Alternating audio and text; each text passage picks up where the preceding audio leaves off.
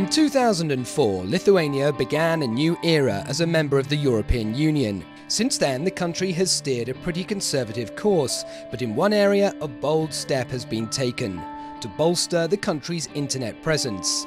In 2002, internet penetration stood at some 11%. Today, it's risen to over 50%. How that was achieved is a story the EU considered worthy of award and recognition. The first field of activity was internet access points. You know, as at that time in 2002, we had very few people using computers and internet, and we decided that this is crucially important to people living in rural areas. So Window to the Future founders funded 75 first internet access points for the people living in rural areas.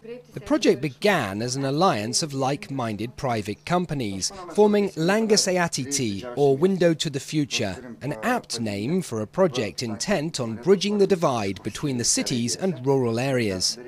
We saw that the people who are using internet have very easy access of information, they can communicate, and the people that don't have it or don't know how to use the computer, they're lagging behind, and the gap is increasing. The project was ambitious from the outset, targeting all of Lithuania's 60 municipalities. Getting through to them was the aim of this TV media campaign.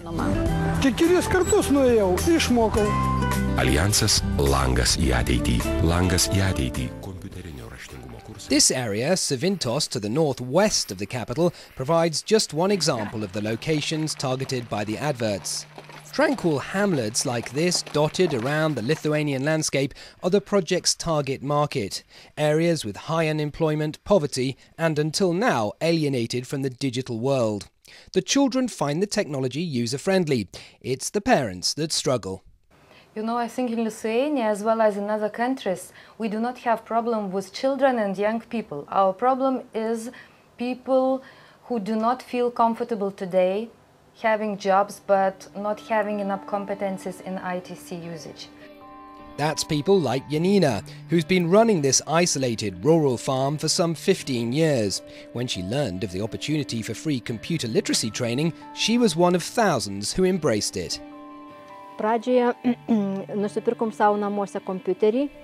of all, we bought the computer to our house, and later on the internet appeared here, and we tried to learn by ourselves, using books, but it was quite difficult to learn.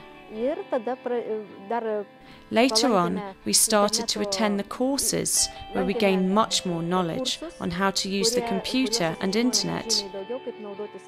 And this is how we discovered even bigger opportunities.